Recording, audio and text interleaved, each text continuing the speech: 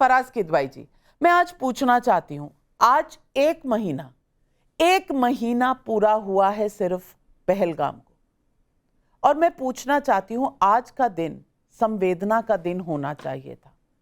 आज का दिन आक्रोश का दिन होना चाहिए था। आज का दिन जब प्रधानमंत्री कह रहे हैं कि देश की सेना ने जवाब दिया है, तो बात शायद कम से कम आज के दिन रुक जाती।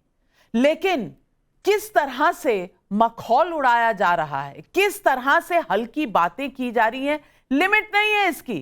कहां है आतंकी, ट्रंप ने क्या कह दिया, नॉन बायोलॉजिकल पीएम।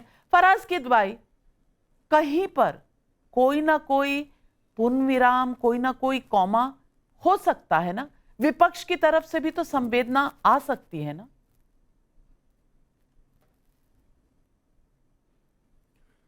नविका जी, सुधांशु जी ने अभी नटवर सिंह की किताब का जिक्र किया।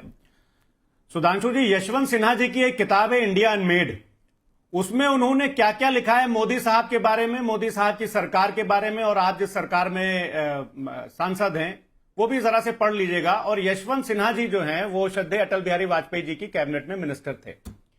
दूसरी बात नविका जी, अभी आपने स्टार्ट में एक बात बोली और एस जयशंकर जी के बयान को बोला कि कांग्रेस पार्टी ने उनका बयान तोड़ मरोड़ करके प्रेजेंट किया। बस एक चीज मैं बोलूंगा, और उसमें अभी अंग्रेजी का भी जिक्र आया। खैर, ये जो उनका बयान था जो अंग्रेजी अखबारों में आया था, इंक्लूडिंग टाइम्स ऑफ इंडिया, उसमें शुरुआत में लिखा था कि at the start of the operation. ये एक सिंपल इंग्लिश है जिसको कोई भी ट्रांसलेट कर लेगा, लेकिन चलिए छोड़िए, उस पर बहुत ज्यादा डिस्कशन हो चुका है। नविका जी, अभी मोदी साहब ने कहा कि टेरर एंड टॉक्स एक साथ नहीं चल सकते। मैं मानता हूं नहीं चलने चाहिए, और पाकिस्तान को मैं पाकिस्तान भी नहीं बोलता हूं। आप बोलिए, भारतीय जनता पार्टी के लोग बोले, आतंकिस्तान के खिलाफ सरकार जो कार्रवाई करेगी, समाजवादी पार्टी उसके साथ खड़ी है। हम प्राइम मिनिस्टर साहब के पीछे खड़े हुए हैं कि पाकिस्तान को, आतंकिस्तान को कड़े से कड़ा सबक सिखाइए। लेकिन मैं एक बात बोलना चाहता हूं नविका जी, प्राइम मिनिस्टर साहब बोलते हैं कि टेरर एंड टॉक्स एक साथ नहीं चल सकते। बहुत अच्छी बात है, बिल्कुल नहीं चलनी चाहिए। लेकिन फिर क्या पाकिस्तान, आतंकिस्तान जिसको हम बोलते हैं, वो क्या टेरर 2024 या 2025 से भारत में कर रहा है? मुझे तो लगता है कि मेरी जितनी उम्र है तब से भारत में आतंकवाद वो कर रहा है। तो फिर प्राइम मिनिस्टर साहब बिना बुलाए दो बार क्यों पाकिस्तान चले गए? क्या तब टेरर नहीं हो रहा था उस आतंकिस्तान में? एक बार आप बिना बुलाए केक काटने भी चले गए। और अभी 2024 में शहबाज शरीफ के साथ उसी इस्लामाबाद में, जिसको कि एक चैनल बोल रहा था हमने कब्जा कर लिया है, वहां पर हमारे विदेश मंत्री साहब ने डिनर किया। तो फिर ये टेरर और टॉक्स एक साथ क्यों चल रहे हैं, मैं समझ में भी नहीं आता है। एक तरफ तो पाकिस्तान टेरर करता है, दूसरी तरफ पठानकोट के बाद हम आईएसआई को बुला करके बोलते हैं कि साहब आइए आप हमारी जांच करिए, फिर कहेंगे आपकी टेरर और टॉक्स एक साथ नहीं चल सकते। अब आ जाते हैं ट्रेड एंड टेरर पर। नविका जी देखिए, 2020-21 में आतंकिस्तान के साथ जो हमारा कुल कारोबार था वो 2432 करोड़ रुपए का था। सुधांशु जी पढ़े लिखे आदमी, इनको पता होगा। लेकिन 2023-24 आते आते ये 307% से बढ़कर के 9887 करोड़ हो गया। तो फिर ये टेरर और ट्रेड एक साथ क्यों चल रहा है? क्या 2023-24 में पाकिस्तान भारत में टेरर नहीं कर रहा था? क्या उरी, क्या पुलवामा, क्या पठानकोट, ये सब कब हुए थे? और उसके बाद 307% से बिजनेस क्यों बढ़ गया, ट्रेड क्यों बढ़ गया? ये कौन जवाब देगा? चलिए, जी जवाब देंगे या प्राइम मिनिस्टर? बहुत सारे सवाल हैं। तो क्या टेरर और जान नहीं रहे, आप जान नहीं रहे कि नूर खान एयरबेस पर जयशंकर जी उतरे थे। वही नूर खान एयरबेस जो है वो नष्ट हो गया। लेकिन सवाल आपके हैं वो 1947 से अब तक बीजेपी से होंगे। तो सुधांशु जी जवाब दीजिए। नहीं, अब सुधांशु जी जवाब क्यों उतरे थे? यही तो हमारा सवाल है।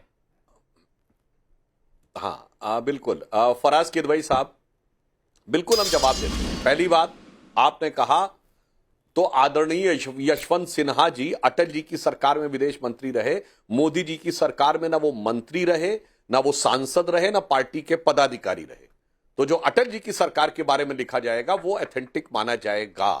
और मनमोहन सिंह की सरकार में विदेश मंत्री रहे नटवर सिंह। और इतना ही नहीं, आपको याद होगा, ये दर्शकों को याद दिला दूं, भूल गए होंगे, नटवर सिंह को इस्तीफा किस बात पे देना पड़ा था? Volker report. वोल्कर रिपोर्ट क्या थी? सद्दाम हुसैन से तेल के कूपन लिए थे कांग्रेस ने।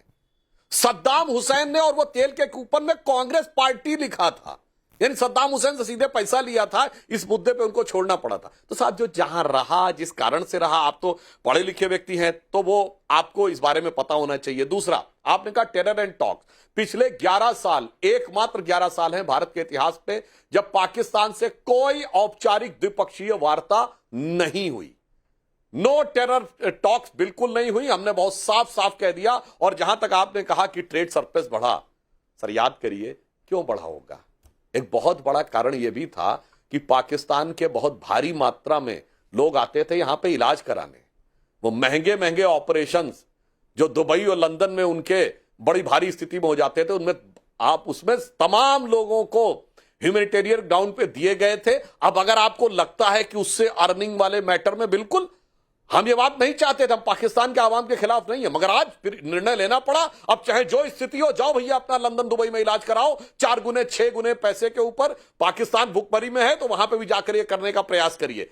अब मैं आपसे कहना चाहता हूं, मगर आप लोगों ने क्या गजब का काम किया था। 26/11 हमले के बाद 9 महीने बाद जुलाई 2009 में एक न्यूट्रल डेस्टिनेशन शर्म अल शेख में भारत पाकिस्तान ने ज्वाइंट डिक्लेरेशन साइन किया और कहा कि आतंकवाद से वार्ता प्रभावित नहीं होगी। यह 26/11 के मुंबई के दुर्दांत हमले के केवल 9 महीने के बाद। और इतना ही नहीं, शर्म अल शेख के भारत पाकिस्तान के ज्वाइंट डिक्लेरेशन में बलूचिस्तान भी हिस्सा था। यानी हमने ये मान लिया कि अगर वो कश्मीर में इन्वॉल्व है तो हम बलूचिस्तान में इन्वॉल्व हैं। और जब मोदी जी की सरकार आ गई तो किस सरकार के पूर्व मंत्री ने जाके कहा, मणिशंकर अय्यर ने, पाकिस्तान में मोदी को हटाना है, जरा हमको आप लोगों की मदद चाहिए। यह कौन नेता था? पंजाब कांग्रेस के अध्यक्ष सिद्धू गए और जनरल कमर बाजवा को गले लगाया।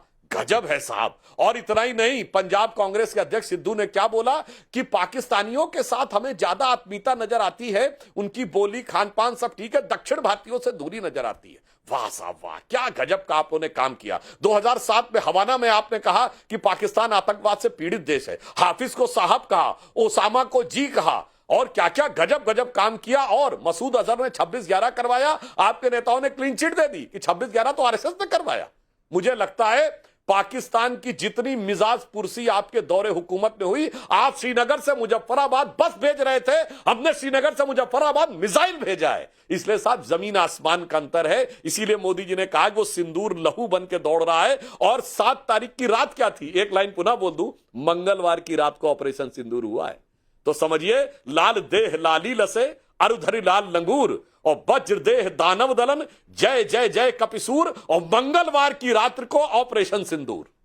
मैं नवल किशोर जी यही पूछना चाहती हूं, इतना कुछ हुआ, सेना ने इतना दमखम से पाकिस्तान को घुटने पर ला दिया, और पूरे दुनिया में, पूरे विश्व में ऑल पार्टी डेलीगेशंस कुछ गई हुई हैं, कुछ जा रही हैं।